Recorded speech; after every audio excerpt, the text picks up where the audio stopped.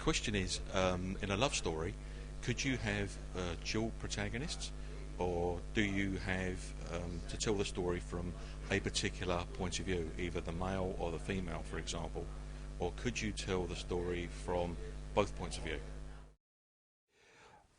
All three of those choices are possible, and they've all been done countless times. And these are simple choices that any love story writer would have to make.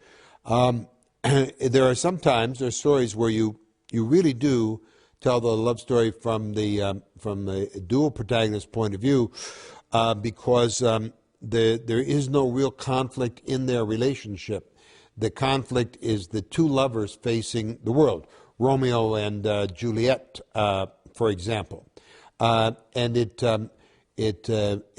for the most part, Romeo and Juliet's told from Romeo's physical point of view, but we know that both lovers, once they've met and are in love, are co-protagonists dealing with their antagonistic families.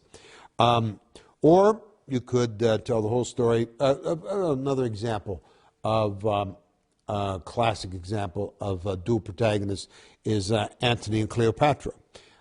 Those two together are the point of view, individually in different scenes, but together in many of the scenes, and they are up against the whole world as opposed to their relationship. And so when you have situations like that, where the force of antagonism in a love story is the greater world around them somehow, often the story is told from the couple's point of view.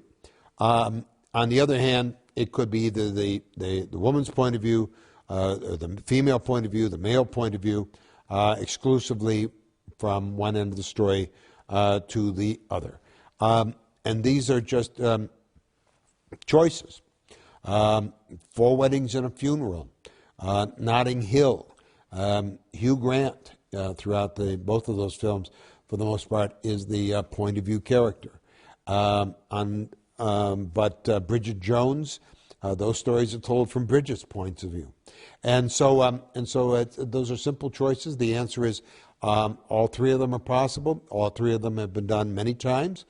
And how to make that choice, I can't give you any definitive guidance in that as these characters and their relationship is coming to mind in the writer, you have to get a sense of what are the forces of antagonism. Are they forces between the two characters? And therefore, do you want to tell it from alternating points of view, first hers, then his? Even if so, do you want to just tell it all from one character's point of view or the other character's point of view, or the forces of antagonism outside of the relationship, as in Antony and Cleopatra, and you want to tell it from the couple's point of view? Those are choices.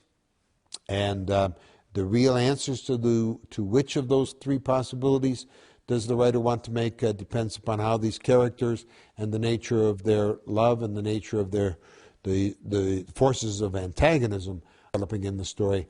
The answers to all of those questions is really going to determine from which angle you choose to tell story.